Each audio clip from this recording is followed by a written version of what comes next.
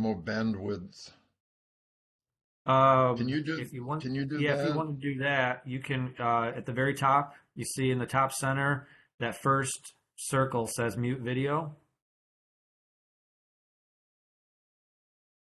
I don't have that there. It says I'm sharing the screen, pause share, annotate, stop sharing. Well, I don't you're want to stop good. You're sharing good. this. You know what? No, keep doing what you're doing, Len. If it Okay, gets worse, I'll interrupt you. But you're fine right now. As we've been okay, talking, you've been okay. okay. Welcome back, everybody. Um, we're going to keep going. Uh, you've got the PowerPoint in front of you, and here's the agenda for the next hour. Okay, hit these questions, and you're going to get a copy of these PowerPoints from Java. But I'm going to get you to think about: are you in the right line of business? Is number one, and you're going to say, "Wait a minute." You're asking me now, am I in the right line of business? I've been in this business for 10 years. This is what I do. Well, if you're in the wrong line of business, this is the first day of the rest of your life. Chances are you're better off getting in the right line of business and you're going to be more successful. So be evaluating, can I tweak where I am, or am I in the wrong line of business? Am I in a dead end uh, uh, industry? And how do I transition to something that's going to have more long term potential? So that's why it's a relevant question. I don't intend to depress you. That's not the point. Uh, but I do want you to think about, could I be making more money, more impact, more market penetration, hire more people, have more effect on or value in the value chains that I serve? Okay, so where are you in the value chain? I want you to understand the value chain. And don't forget, Clark Chicago doesn't self-perform, but outsources to suppliers the components and makes it all work together. That's Clark's job. Your job is to understand the value chain as a whole, and that's I talk about value chain. That's supply chain, you, and your customer, which is your go-to-market part of the value chain. So in practical terms, value chain and supply chain mean the same thing in our vocabulary. Okay, now you're at a particular place in a value chain that you need to understand. What is this value chain about, and what's my contribution to it? But pay attention to, those other people want to kick you out of the supply chain. Those are competitors. It's supposed to be like that. That's how the capitalistic system works. It says we've got a lot of supply chains, but at every level, there's going to be competition that keeps the supply chain as good as it can be. So I want you to understand your competitors, not just your existing competitors, but the ones that could be to tomorrow, the next day, the next month, the next year. What's the risk in the future that you need to have a strategic plan to compete again successfully, so that you stay into the value chain and are not kicked out of it by a more able competitor? If you're not paying attention to who the competitors are or could be, you're vulnerable, and that's not good for you and your employees. Okay? How's the market changing? All markets change all the time. Your question is, how is my market changing? Okay, it could be technology, it could be people's preferences, it could be the competitive landscape, it could be the economy, it could be technology, it could be a lot of things that are going to change the market. Something will change the market. You need to know, how is it going to affect you, and what do you do about it to stay relevant and competitive? Okay, how are you positioned in the market? Does it make sense? you may have decided to be the high quality or the low cost or the instant delivery or the the infinitely changeable, adaptable, responsive company. But you can't be all of those things. Okay, so where are you positioned in the market? And is it the right positioning for you, or do you need to adjust how people view your contribution to a value chain? Okay, and then it's going to sum up to, okay, you're in a competitive industry, so what is keeping you there? What are your sources of competitive advantage so that you can penetrate value chains that you haven't been participating in yet? Why would anybody give business to you? It's because you have competitive advantage of some sort. So we need to look at what it is you've developed as your competitive advantage and say, where are the opportunities in the future if I do this, if I do that? Okay, so I've got an hour or so to cover all of this topic, but it's all about you. You. We're going to make recordings of this. I hope the recording is on. You can review this after the fact, but just think about your company, you, okay? Okay, first is, are you in the right line of business? But some industry sectors are better than others at favoring your growth and prosperity. So I want you to think about, what is it about the industry is going to be favorable to what I have to offer versus this is a place where I can't be competitive. You need to know that, okay? So let's look at some examples just so that you get the criteria that you need to evaluate this is a good industry, this is a not so good industry. Okay, let's try some. Okay, you want to be in automotive or you want to be in green solutions? That if you ask yourself that question, you're going to get some insights about what makes a good industry for you. Okay, now automotive has been one of the drivers for the last 50 years of supplier diversity as being important. And what the auto industry did is it looked at the market that is evolving for its cars. And they figured out that the increasing percentage of people who buy their cars are diverse people. It used to be a white male dominated industry because it was white males who would make the purchase decision for the majority of automobiles in the United States. Okay? Now, white people are not the only ones who buy cars.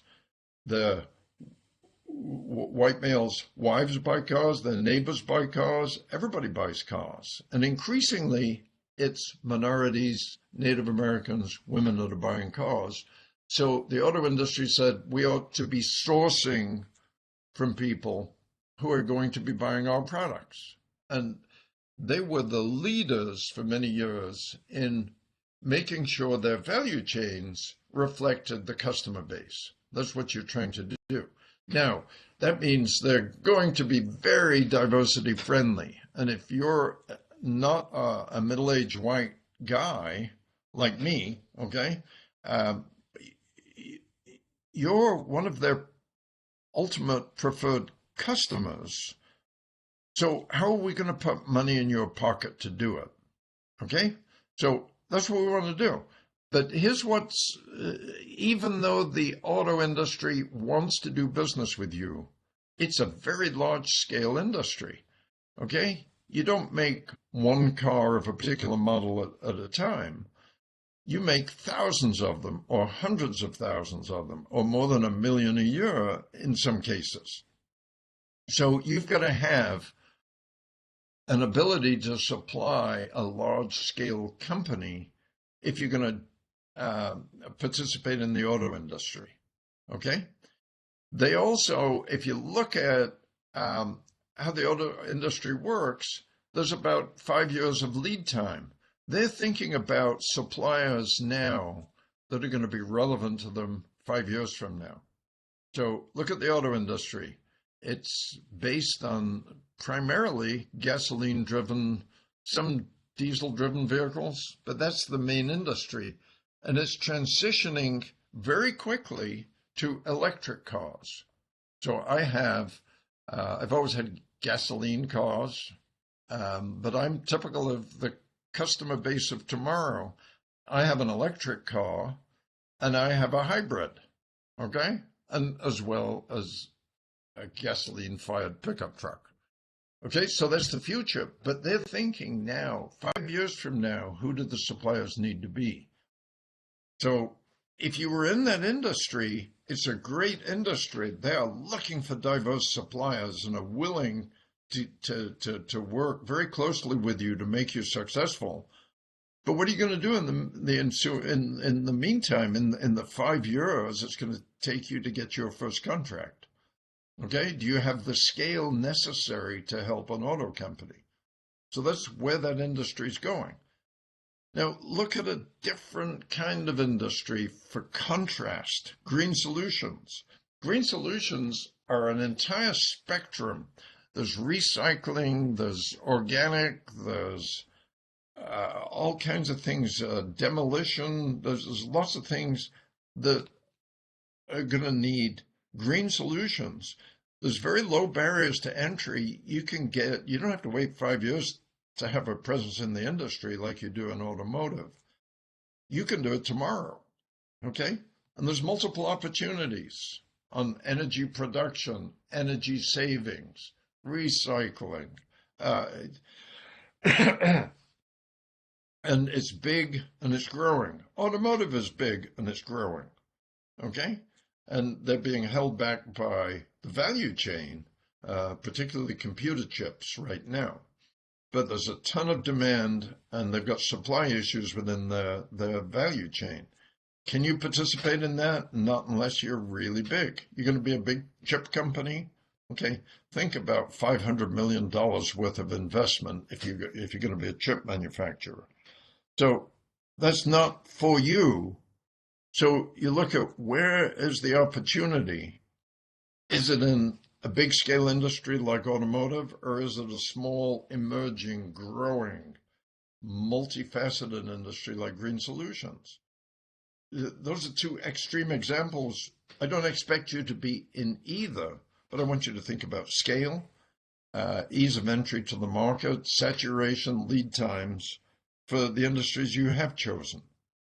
Okay? Another one. You want to be in geriatric care or IT staffing? Okay? Now, 30 years ago when I was teaching these programs, there were a lot of people in IT staffing because minorities and women could easily get into those industries. Almost no barriers to entry. Okay? But now, 30 years later, it's a saturated market. There's probably 800 staffing companies that are diverse, and they all do it the same way. They all have the same resumes. Why would I go to one company versus another? That's what a saturated market is. So it becomes price competitive. Who can undercut who on price? And then all of a sudden, there's no profitability in this, okay? Because everybody's undercut you on price. That's the trouble with IT staffing. It's easy to get in, but it's not very friendly when you get there. It's hyper competitive, and there's very little profitability, and a lot of it has gone offshore. Okay, so you're competing against labor rates in India, in particular, if you're going to do IT staffing. Can you do that in the United States? Maybe. But you've got to be highly specialized. You're going to be in cybersecurity, or you're going to have a military clearance of some sort. And nobody taking the information home with them. All right. Geriatric care. It's a growing industry. There are more people who have white beards like me than there ever were before. The baby boomers are retiring out of the workforce, and a lot of them need a place to live, a place to work. Geriatric care is a big deal. We don't need the big houses for the growing families. At our age, we need less physical space, a place to live, and probably a lot of help in living. There's things we used to be able to do ourselves. Now we're just as comfortable if somebody else does it for us. Okay? So geriatric care, the steady demand is inherently local. You may think of certain relatives you have, you'd love to be able to send them to China or India like you do with your staffing, but you can't do that with relatives. Well, a couple of them, it may sound like a good idea, but for the most part, you got to keep them local or regional. Okay, so that's a growth industry versus staffing is a decline industry. You got to be good at staffing. Okay, but you've got intense competition you don't want to have to deal with. Geriatric, it's an underserved community with lots of opportunity, and it's not rocket science. Okay? You want to be in printing or local organic foods. You don't want to be in printing anymore because everybody has a laser printer at home. Most of you guys do most of your printing at home. So why would you go to a print shop?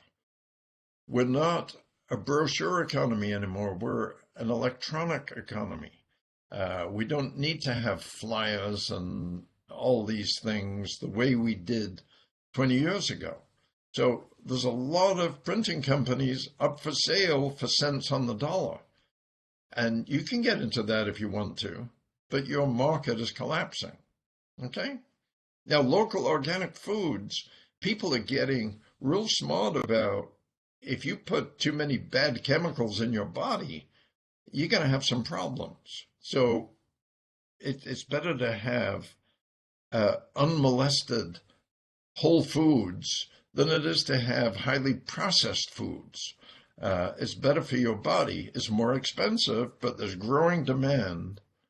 And you got to think about what are the economics of this? In an era of inflation, you look at the price of organics, it's going up faster than the overall rate of inflation.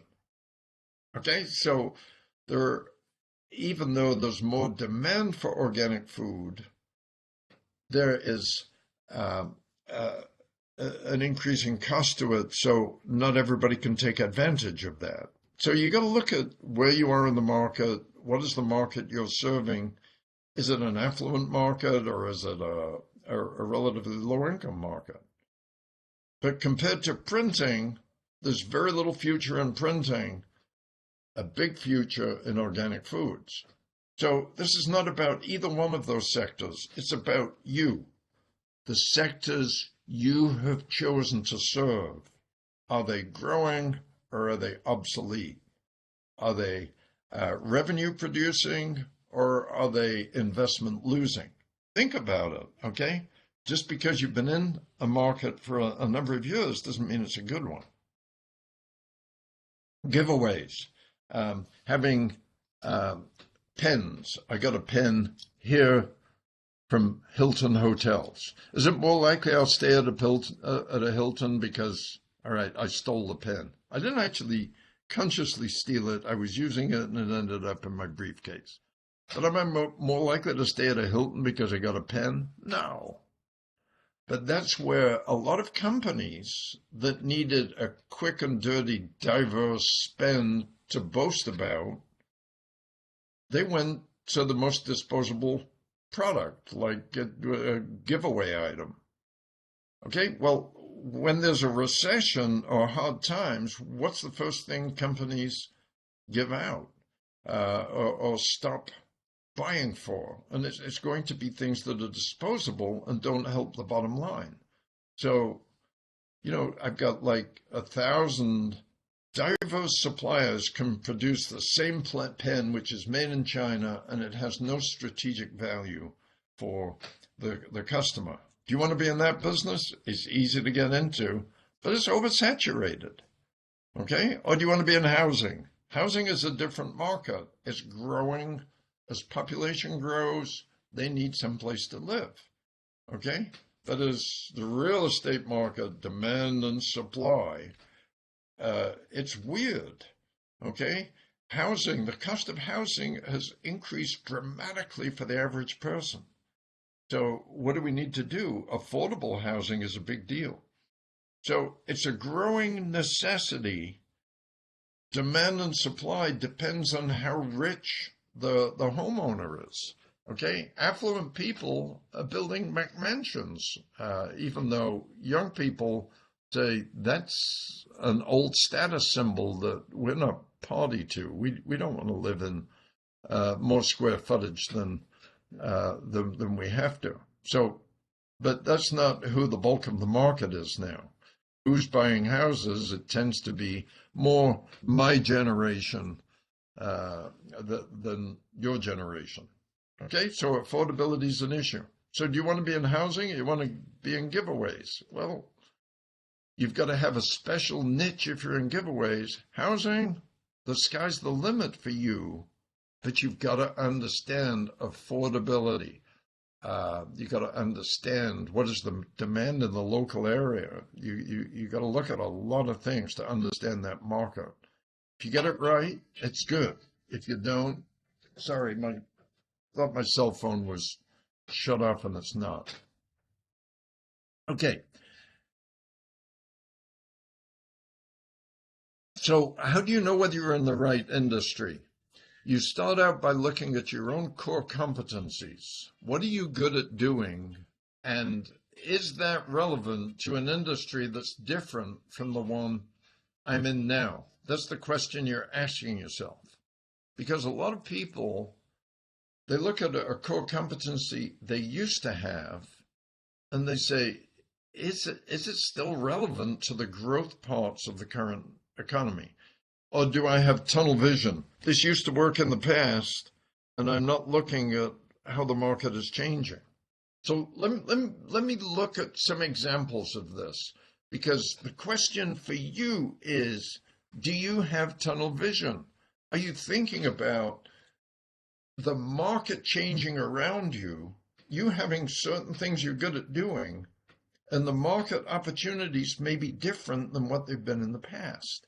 So are you moving to where the opportunities are, or are you mentally stuck in what has worked in the past ought to work in the future? And that's not true. What worked in the past worked in the past.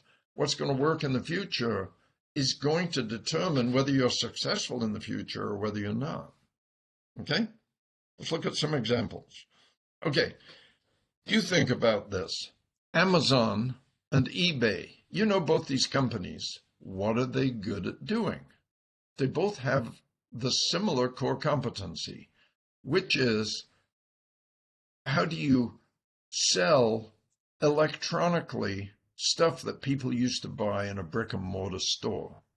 Okay? So it's not showing up in a retail environment. It's getting on the computer for both companies.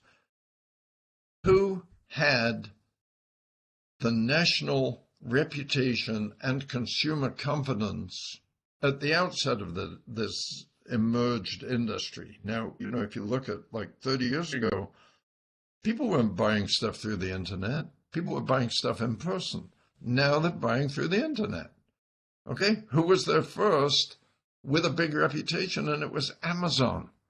And I don't know whether you're all old enough to remember, Amazon used to be a bookstore primarily. And instead of going to a bookstore like a Barnes and Noble, people would get on the computer, they'd go to Amazon.com, they'd look up the book. Do you have it in inventory? Yeah, we got it out in the Wisconsin warehouse. Can you get it to me? Yeah, it'll be there the day after tomorrow. So you don't have to schlep to a bookstore, look through the titles, get a special order, go back to the bookstore to pick up a week later when the special order has been delivered. You go to the internet and you do it. Now, Amazon.com had consumer confidence. They proved that it was safe for people to give their credit card through the internet. Amazon.com, they were good, but they did all new products. And people within Amazon said, why are we doing all new products? Yeah, we established the market based on the books, But now we can sell a lot of other new products using this same platform because we prove to people that it's okay to give your credit card through the internet. It's safe.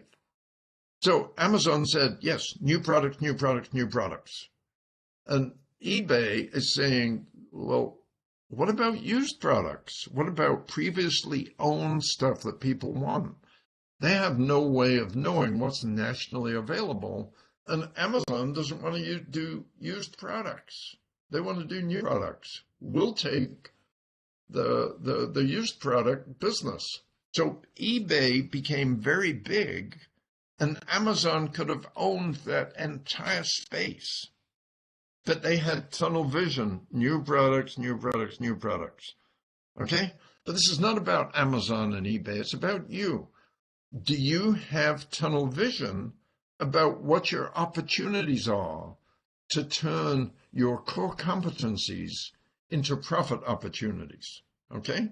That's what I want you to be thinking about. We good? All right, let's look at another example. These are fun. I like doing this. These are companies I've worked very closely with for the most part. So Walmart and the Gap. Their core competency is what? What are they good at doing? They're good at retail. It's called merchandising, where people come into a brick and mortar establishment, they look at the product live, and they decide to buy it or not. So who was there first with a national reputation? And it was the Gap. The Gap is a very old company, okay? And the name The Gap comes from the product line. And it goes back to actually the 1950s, before most of you were born. And it's got to do with the generation gap, that the old baby boomers would go to work at the office with a white shirt and a tie and a matching suit, okay? That was clothing in the 50s. And the Gap says, well, there's a generation gap. Younger people want more casual clothing. They don't mind going to work in chinos and a shirt and no tie, or if you're a woman, it doesn't even have to be a dress, which it did in the 50s. It could be a pantsuit, it could be a whatever. Whatever you feel like wearing is fine, but it's got to be business casual.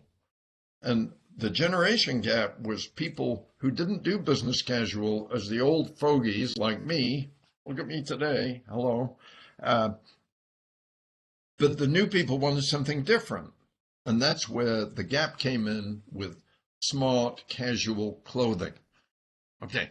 So there they are with a great national distribution. They were in every shopping mall in the United States, and I was part of that rollout to places they hadn't been before, looking at the Gap stores. But the problem with the Gap is that they're all small stores that only do clothing. Yes, they're in every shopping mall in the United States, but all their inventory comes in inefficiently because it's less than truckload. Okay? So yes, they sell, they've got brand recognition, they've got brand loyalty, they've got market penetration, they've got a great brand name, okay? And they had tunnel vision. We can't get out of clothing. We're a clothing company. And a lot of people inside the Gap would be asking senior management, look, we've got this reputation. People coming in, they shop at our store for clothing, and we've got the low end, which is Old Navy. We've got the mainstream, which is the Gap. We've got the high end, which is Banana Republic. We got Gap Kids, Gap Babies. But people want something other than clothing when they come into what about housewares? What about groceries? What about all the rest of the things people buy? They'd buy from Gap if we offered it to them, because they're assured of a certain quality level if they come to the Gap. And senior management says, we're in the clothing business. We're in the clothing business. So they stayed in the clothing business. So when they got big, Sam Walton who is the founder of the Walmart system, is in Arkansas with a variety store. And he's looking at the Gap and saying, these guys are crazy. They're only selling clothing. We sell clothing. We buy it from the same supplier in Bangladesh. It's the same quality, but we also sell housewares, we sell groceries, we sell pharmaceuticals, we sell all kinds of things.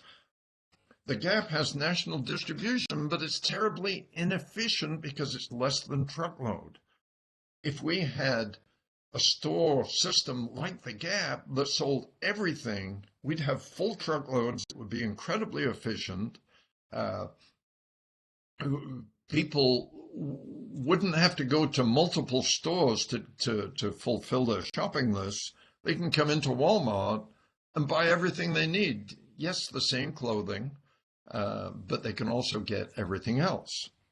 So the Gap had tunnel vision. We're in the clothing business. Sam Walton had broad vision, said, yeah, we do clothing like everybody else, but we're going to be the one-stop, low-cost retailer.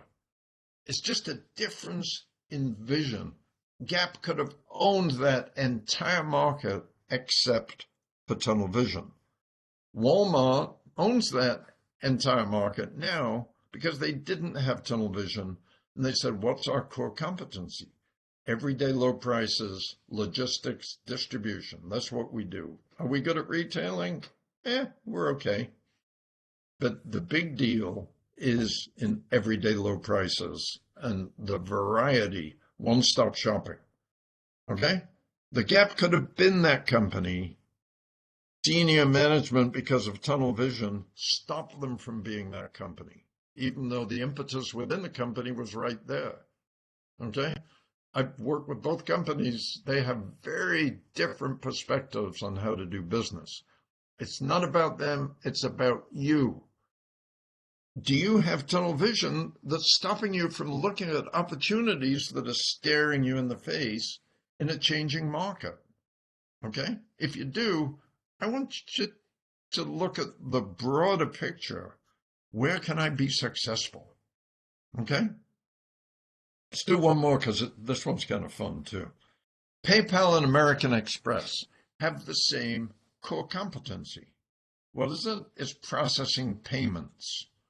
Okay? Now, who was there first? American Express is at least 100 years older than PayPal.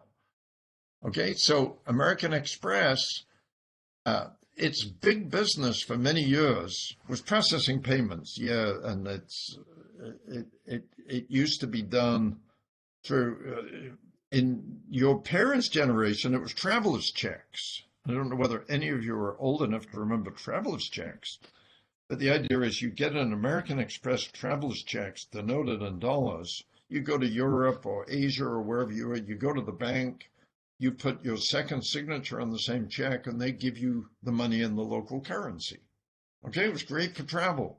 So American Express has defined themselves as a travel company. Okay, that's where the big money is. All right, so here I am. It's 1986, and I'm on sabbatical leave at Stanford University in California, and I'm teaching classes and in the master's program, and I have a whole lot of master's students. This is Stanford. But one of them talks to me in office hours, and I get really close to this student about, what's going on for him. And he's telling me about his challenges. He's developed software that is encrypted and can do financial transactions without real fear of hacking. So he's got the software program that's basically hack-proof for 1986 anyway. I mean, hackers have got more sophisticated since then. But he's got this pretty unique software. So what do I do with the software? Well, who's the biggest customer for it? Well, American Express is. So he calls up American Express. What do you think they told him? They said, nobody will ever be buying travel through the internet. Okay, how's that for tunnel vision?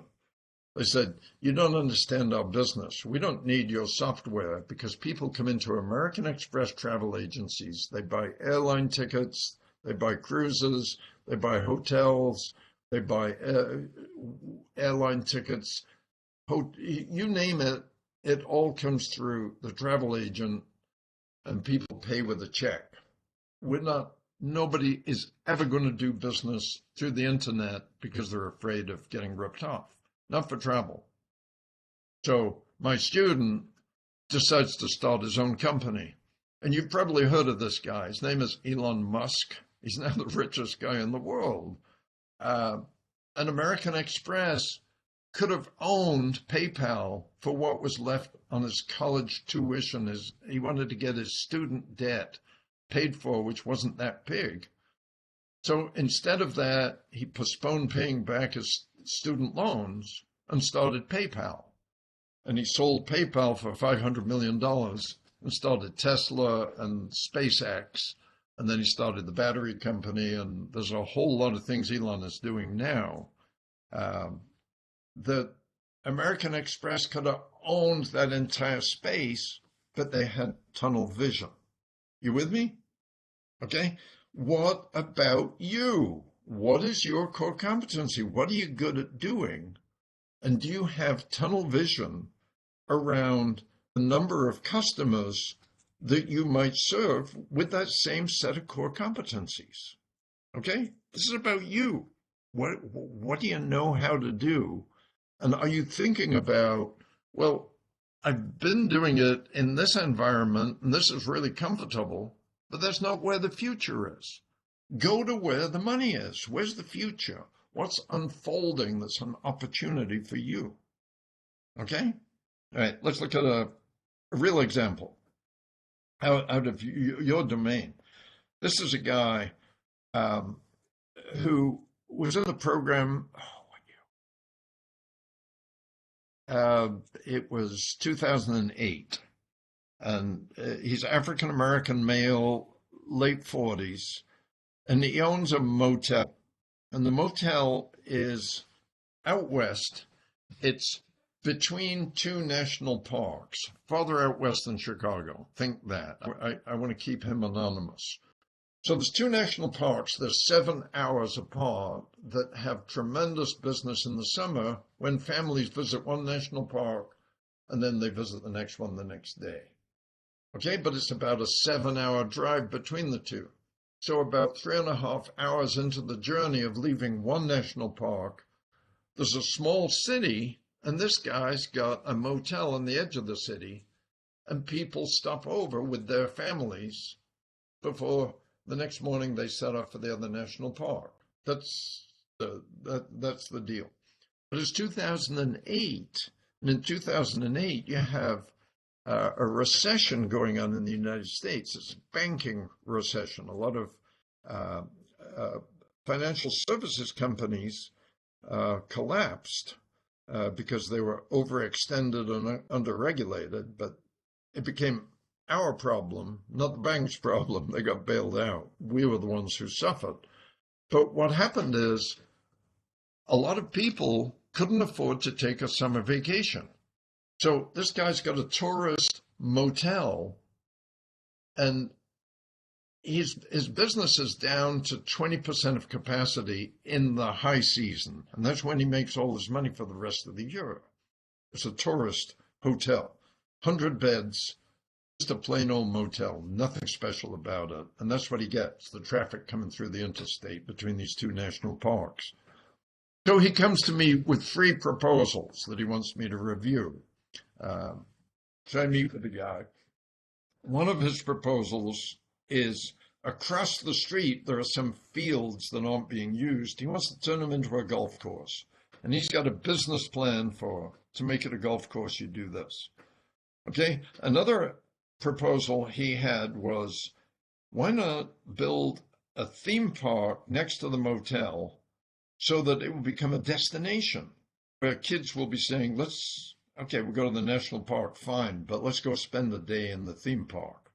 And then it will retain people for 2 nights of stay and whatever theme parks the revenue the theme park can generate the revenue stream. The third thing, he says, well, executive education, why don't I put a little annex that's a conference room on the side of the motel? People can stay at the motel. We'll have a screen, we'll have PowerPoint, we'll do that. And he's got the business case for each one. It wasn't very well done, but he's got approximate costs and some of the issues for each of the three alternatives. And he wants me to tell him which are the best ones. So I'm looking at this and talking to the guy. I said, wait a minute. What what are your core competencies? What do you know how to do now? Are you a theme park operator? Are you a golf course operator? Are you an executive residence? Um, is that your skill set? No, I run a motel. Well, what are your core competencies? Well, I don't know. I never thought about that. Well, you think about it. We'll meet for breakfast tomorrow morning. You write them down, come in with a list. Okay? This was an in-person program. So he comes in with a list, and here's the list he came up with. He said, number one core competency is, can I keep the rooms clean? Okay? That's the big deal in a motel. You got to do the vacuuming. They make a mess of the room. You got to clean the bathrooms. But the biggest labor item in the whole thing was actually laundry. You had to do sheets and pillowcases and towels and washcloths. Anything people would use, you had to do a laundry. That is a big deal for this particular motel because people have one-night stays. They come through. You've got to refurbish the room for a different set of guests every night. So you got to clean the rooms, do the laundry. Simple meals. He outsourced this. It's very much like a Hampton Inn these days where somebody brings in breakfast cereal and a coffee urn and some donuts. And that's basically breakfast. You can make toast if you want, and they'll give you some jam or something for it. But breakfast isn't a big deal. Simple meals. You had to, for the rooms to be occupied, the TV had to work, the air conditioner or heater, depending on the season, had to work. The telephone had to work. Remember, this is 2008, before everybody had a cell phone. If that's working, fine. So he would outsource that. Property maintenance is picking up garbage, mowing the lawns, all those things, bushes, landscaping. But the big thing was cleaning the rooms and the laundry. So I said, okay, those are your core competencies.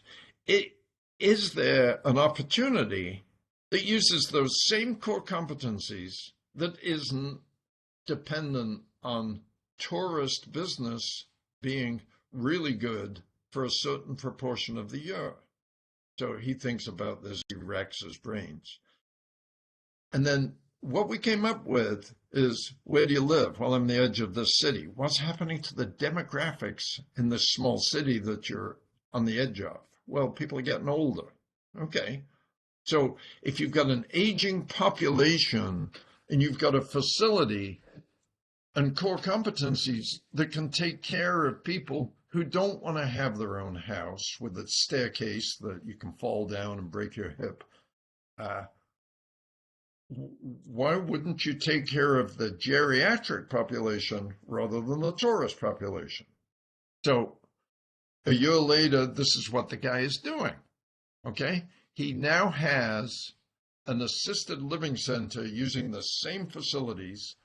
He's got a nursing student sits on the desk overnight and does her homework.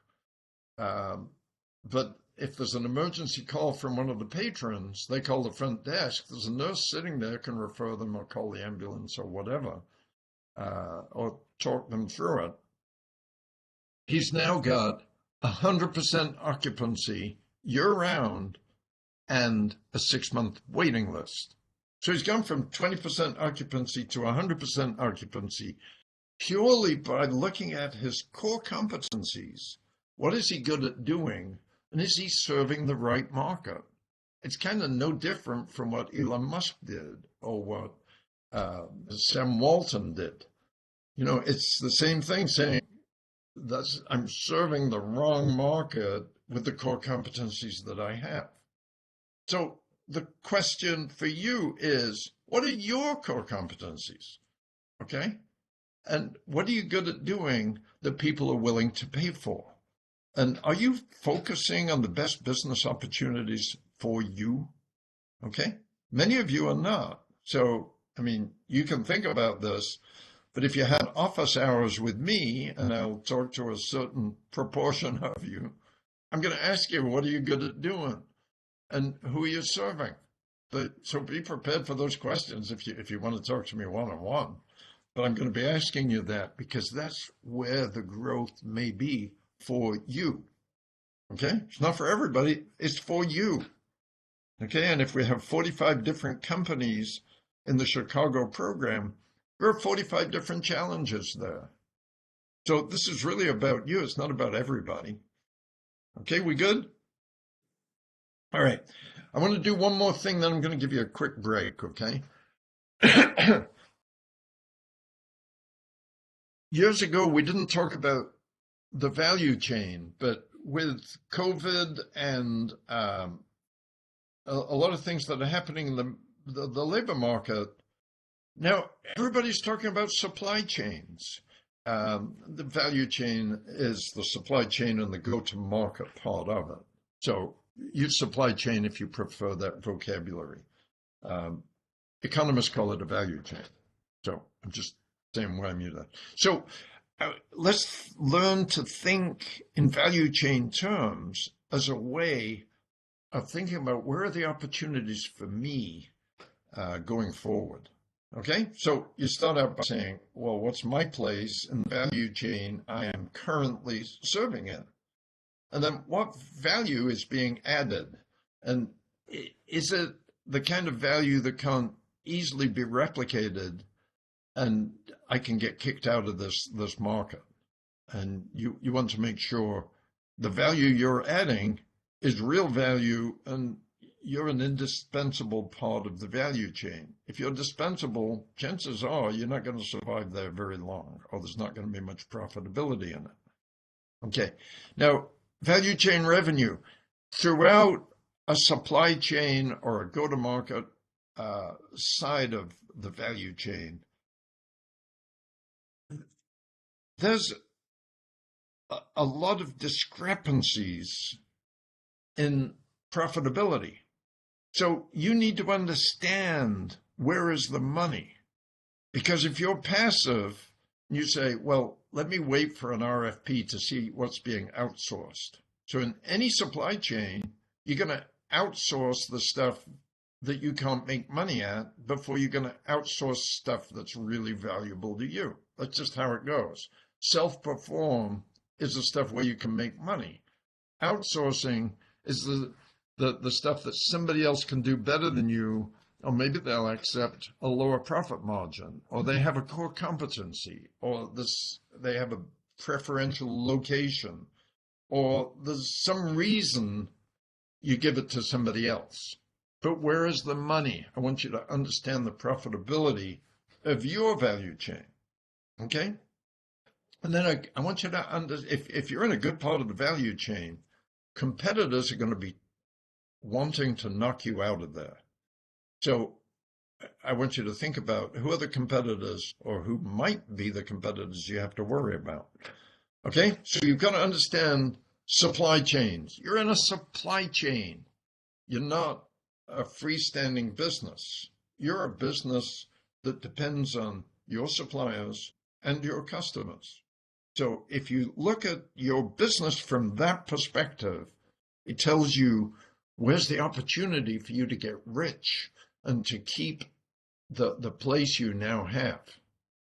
Okay, and to migrate to higher profit parts of the same value chain that you understand. Okay, so let's look at some of this stuff. Okay, I'm going to give you a simplified generic value chain just so that we're on the same page about what we're visualizing here. Let's do automotive. Everybody has at least ridden in a car if they don't own one, or a pickup truck or an SUV or whatever you happen to be driving or what's getting driven. Okay, raw materials. What are the raw materials? Well, it's iron, it's aluminum, it's leather, it's plastic, it's petroleum. It's a lot of things that are raw materials. Okay? Now, you can't have a car if you don't have aluminum ore or iron ore or cows or trees to produce rubber, the latex. So all of that is essential to create the raw material. But raw material alone isn't worth much. So you can have a lot of iron ore, but it's got to get smelted into steel, and then it's going to make engine blocks and crankshafts and wheels and hubs, and everything else becomes a component. And that's true of leather. You can't just have a cow, you got to turn that into a leather seat. Okay? And it goes on. So value is added when raw materials are processed and become components. But having a heap of components isn't real useful. Okay, even if you're an engineer, if somebody hands you all the components for a modern automobile, you can't put it together. Okay, I can't, and I used to be in that industry. It's too complicated. So value is added at the assembly plant level, where they know how all this stuff efficiently gets put together, and they're doing the same job car after car after car. They get really good at that particular thing. So value is added by the economies of scale and the specific skills at the assembly line point in the value chain. Okay? But having all the cars in Detroit isn't real useful because you live in Chicago. Okay? So it helps to have a Chicagoland dealer that has the vehicle for you to test drive, sit in, whoever else participates in the decision. It could be your employees, your spouse, your kids. I don't know who influences your decision, but it helps if they're in the local area. So distribution becomes value added. It's not sufficient to have an F-150 pickup truck at the factory. You need it so that at a local dealership, is the color right for me? Will it fit in my driveway? Do I need what kind of accommodations do I need? What colors work? Okay, does it fit in my garage? Okay, there's things like that. So value is added by having a distribution part. Now, once you leave the dealership with your leased or owned car, are you done spending money? The answer is no. That's when you start spending money. The finance company makes a lot of money. The insurance company does. Motor vehicles does. The gas stations do. Or the electric company if you have an electric car, which in 10 years, it's going to be all about electricity, not gasoline. Just, it is what it is. Parking garages, tire replacement people. There's lots of people make money. So you need to understand the value chain. So if you're looking at automotive value chain, you need to know, how does a car start with rubber trees that end up being tires on a finished automobile that you're driving and about to put in a parking garage? I mean, that is an entire value chain that you may be part of. Where's the money? Okay? They're not equally profitable. In automotive, this is the value chain. You don't want to be the farmer raising cattle for leather seats. Okay? You probably don't want to be a component manufacturer if you have a lot of choice, because they have a limited number of customers, huge volumes, and tremendous price pressure. Tremendous price pressure. And the automotive world works backwards. They say, okay, to have a finished automobile, it's a pickup truck. It's going to sell for $40,000 in base form and as much as $70,000 if I got lots of options on it. Okay, this is a pickup truck we're talking about. Okay? So the assembly plants are going to do pretty well knowing that this is what it is, but only if they can keep their component costs down. So they squeeze the components manufacturers in order to preserve their own profit margin. And because it's an oligopoly, there are only so many customers you can sell to, then you're going to have to pay the going rate. Or you can sell for the price that the car company basically dictates for you. So the component manufacturers have low profitability compared to the assembly plants. Okay? But the real money is at the dealer because they mark up. If you're driving an SUV, a big SUV or a big pickup truck, they're making between $5,000 and $10,000 on you. That's the dealership. The auto assembly, if it's Stellantis or Toyota or General Motors or Ford, they're making about $5,000 a piece on your SUV or car. Okay? That's where the money is. They want big gas hogs because that's where the money is. If it's a very efficient small vehicle, they're more likely to make $300 on it. Okay? But there's more money at the dealership than there is at the assembly plant and certainly at the components manufacturers. But you don't want to be any of those. What you want to be, if you can be, is the motor vehicle department or the leasing company or the finance company or the insurance company. That's where the big bucks are. Okay? So that's the value chain in automotive. Where do you want to be? If you're passive about this, not proactive, people are going to force you into the lowest revenue parts of the value chain. So you need to understand your supply chain. Where's the money? Where's my contribution? Not where do I fit now, but where should I fit so that I can make as much money as I deserve? And it's going to allow me to grow to scale and serve this industry well.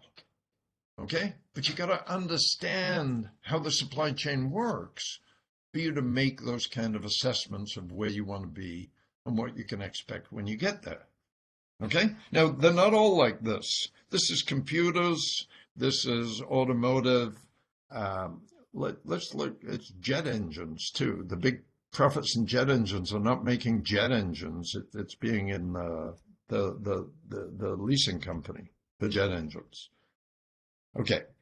Now, some industries don't look like that. Here's an industry that looks like this. Okay, this is the oil industry is the best example of this. You want to be Exxon or Shell or Phillips 66 or Sun Oil.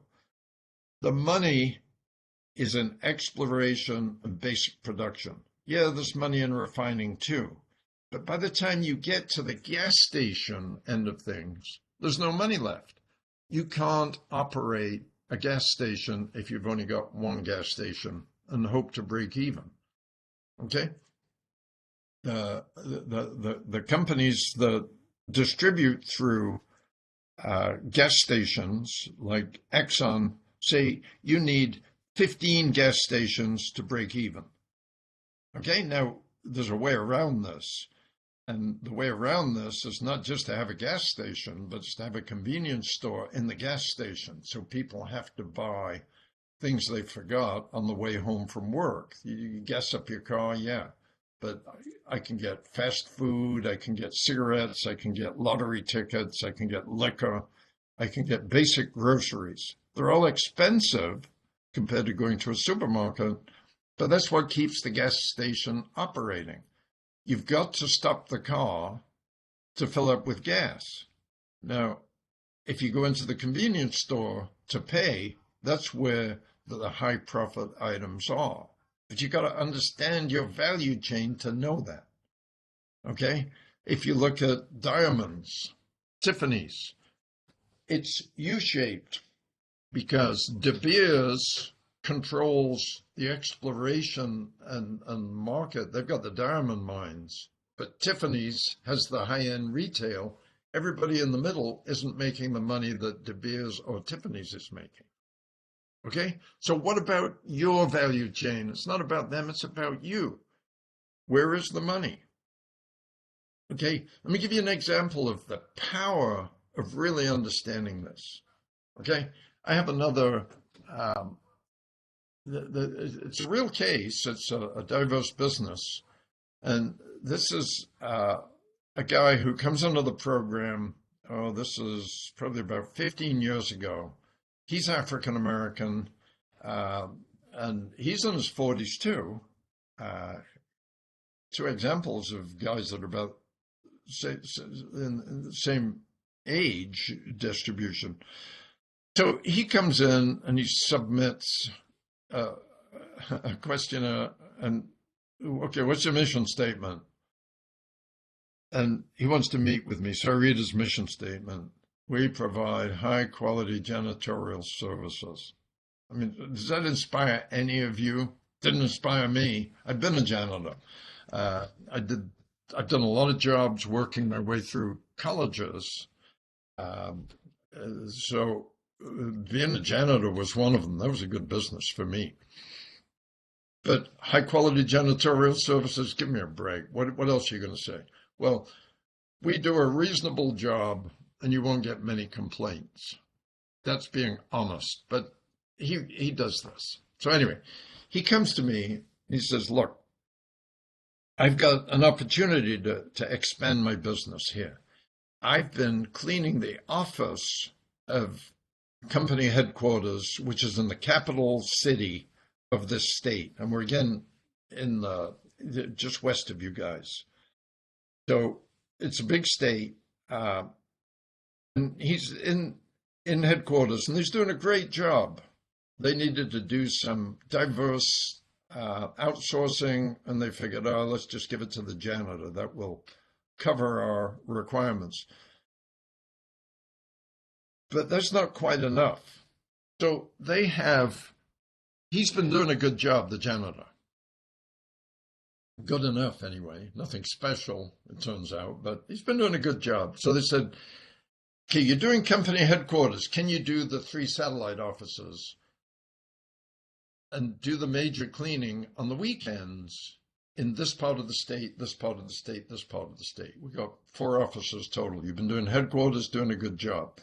So he comes in with a business plan that has him get one of those pickup trucks with a crew cab. So there's 2 rows of seats in the truck.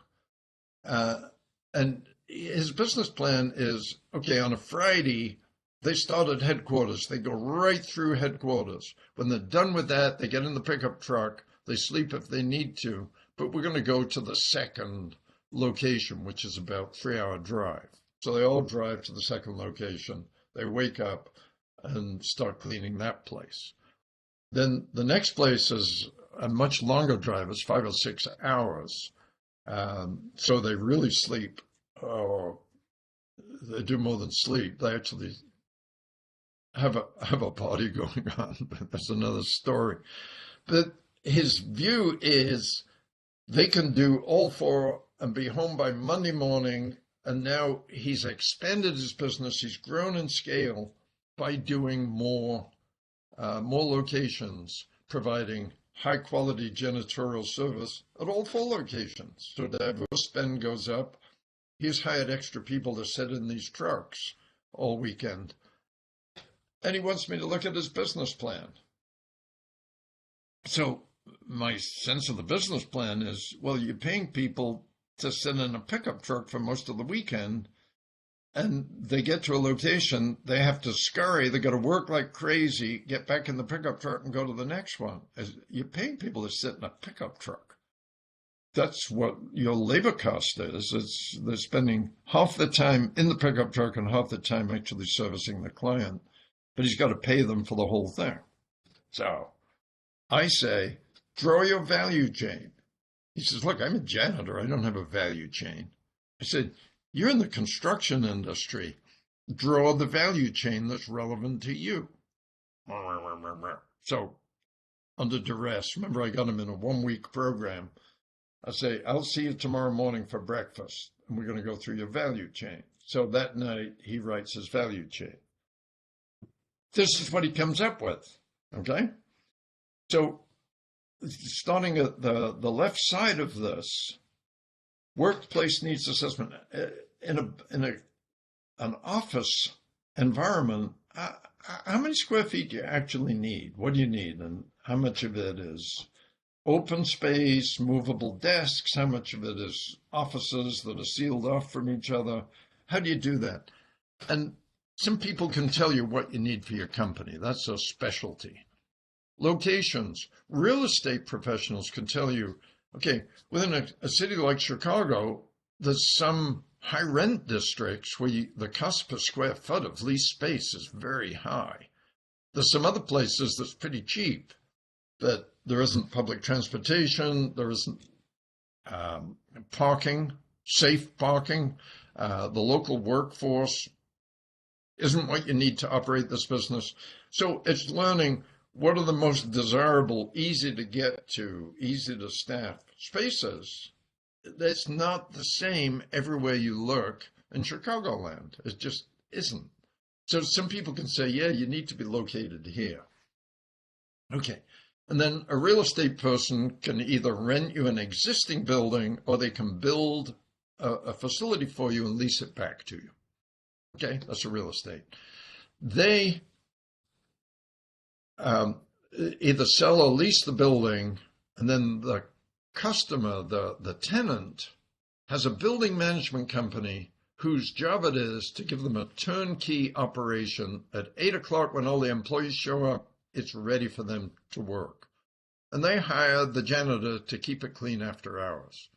And they tell the janitor, okay, by next morning, it's got to be ready for occupancy.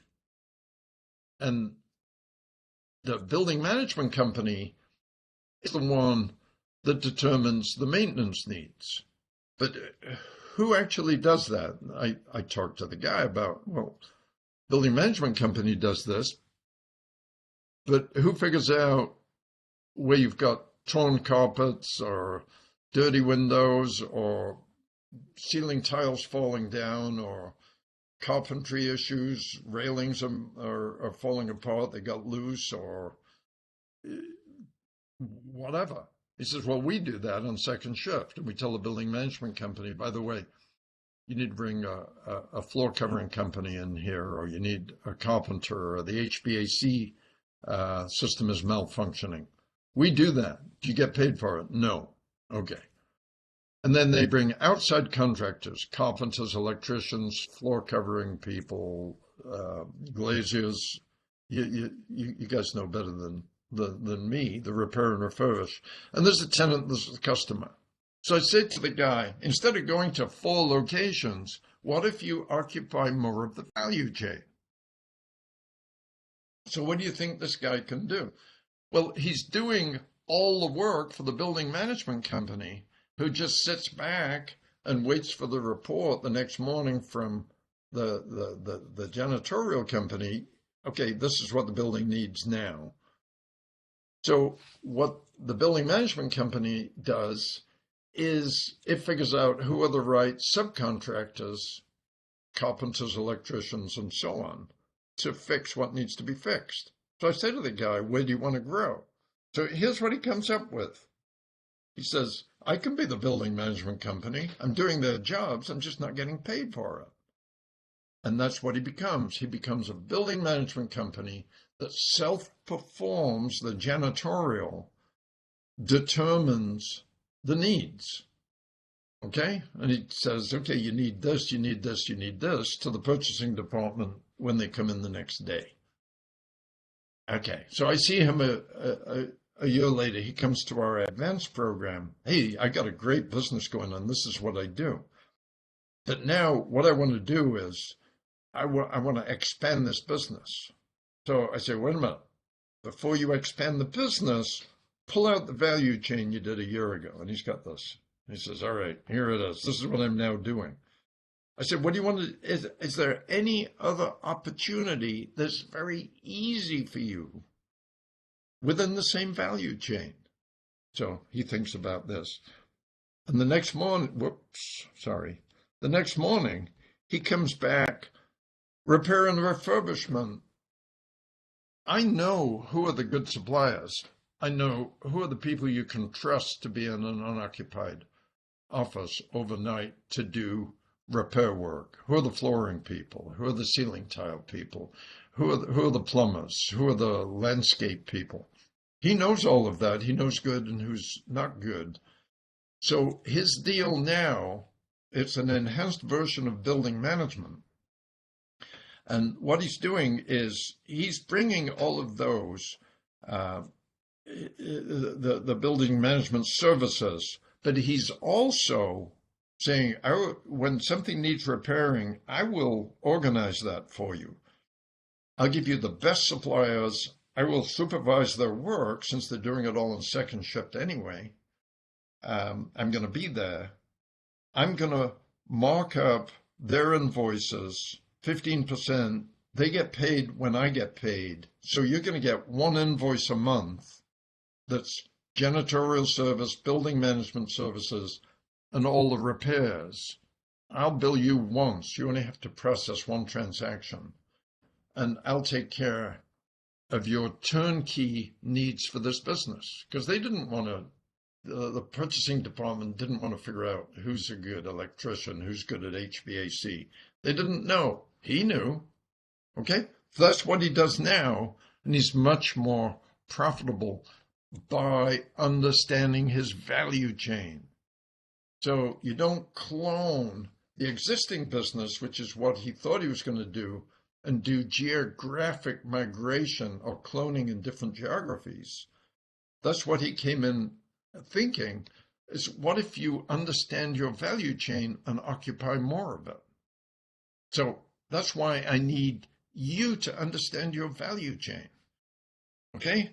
So your job, your homework, is to draw your own value chain. Have you really drawn out the construction value chain that you're part of? And it's different in different parts of the construction industry, but what's it like for you? And where is the money? Okay, that's the most important thing. You've got a role in the value chain, yes. Okay, but are you in the high profit part of it? And if not, why not? Is there something you can be doing differently? Okay, that's how you put this stuff into practice. Okay, now we're going to take a short break. When we come back, and I'm going to give you a 10-minute break. I've got so much to cover, but I lost basically an hour while you were doing the first part of the program, which was meeting potential customers, City of Chicago, the Transit Authority, learning what this program is about. I'm going to have to talk about your competitors a little bit, because other people at the same point in the value chain are going to try to take business away from you. That's what they're supposed to do. That keeps you on your toes. It's a good thing, but it's not a good thing if you don't compete effectively against them. But you got to know the competitors and what's their value proposition. Okay, so I'll see you back at 11:15. Okay, not 16 past 11, quarter past. That gives you 12 minutes to, and it's going to be past 10 for you. No, it's going to be past 11. I'm getting my time zones mixed up. So take a break, get some coffee, go to the bathroom, get a snack if you need a snack. Start thinking about this stuff. And at 11:15, right on the money, we're going to resume. Okay? Hey, Dr. Leonard, excuse me. Yeah. This is McCray. Can you go back to the other slide before this one? You said the evening assignment. I didn't jot it down fast. There we go. Thank you. Oh, yeah. Javed is going to send you all of these slides, or PowerPoints is what they are. Oh, okay. But this is what I want you to understand your value chain. What does a construction value chain look like that's relevant to you? Okay? It's not rocket science. It's doing what this guy did. He'd never thought about it before. But start out with, where do you place yourself in your value chain? Who are your customers? Who are your suppliers? That'll tell you the adjacent place. Who are their suppliers? Who are their suppliers? Who are their suppliers? Who are their customers? Who are their customers? You can do this. But then the important thing I want you to do is figure out where the money is. Okay? If you're passive, you're going to get handed down low revenue opportunities. If you're active and you know where the money is, you say, that's where the money is. How can I occupy that space in the value chain? We good? Does that make sense? I'm a professor. I get Yes. to give homework, so you might not like it. I got a couple more assignments for you. Okay, but I'll see you in exactly on my clock, 10 minutes. 9 minutes. Yeah. So I'm going to start right at 11:15. Okay. All right.